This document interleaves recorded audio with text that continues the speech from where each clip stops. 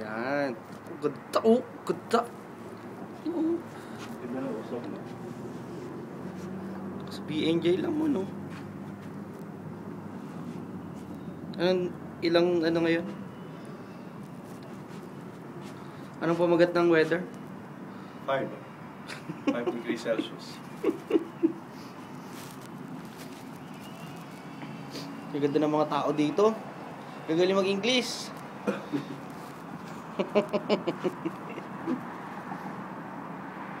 Yung mga Pinoy, makapansin mo, yung mga bago lang dito, nahihiya sila mag-English kung may kasama Pinoy.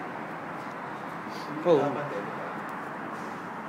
Kasi, dito, pag nandito ka, pagpapwersa ka na mag-a-accent ka, para maintindihan nila, sunog ba yan? Ba ng ulay, oh? Hindi, yun yung kagabi pa eh. Yung heater pa rin?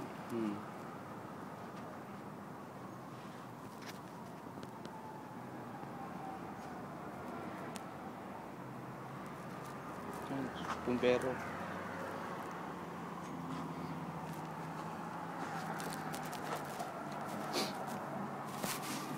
Ganda. Oh. Yung bahay namin.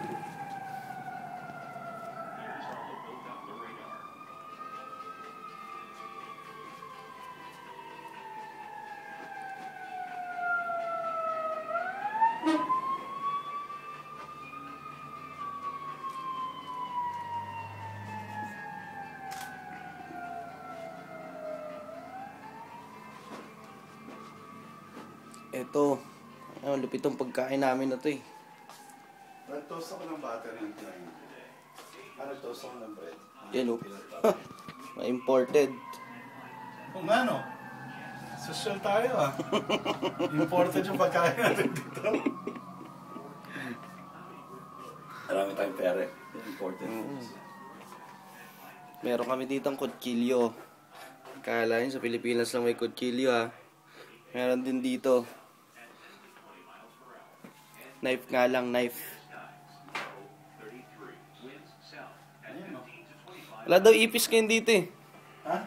Walang ipis. Walang ipis yung mga ano, mga apartment. Cockroach na dito. Meron maano, oo.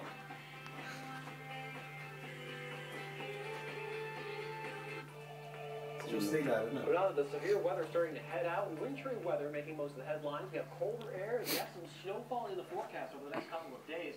And that includes in some of those zones that have been dealing with warm air and, of course, thunderstorms. So our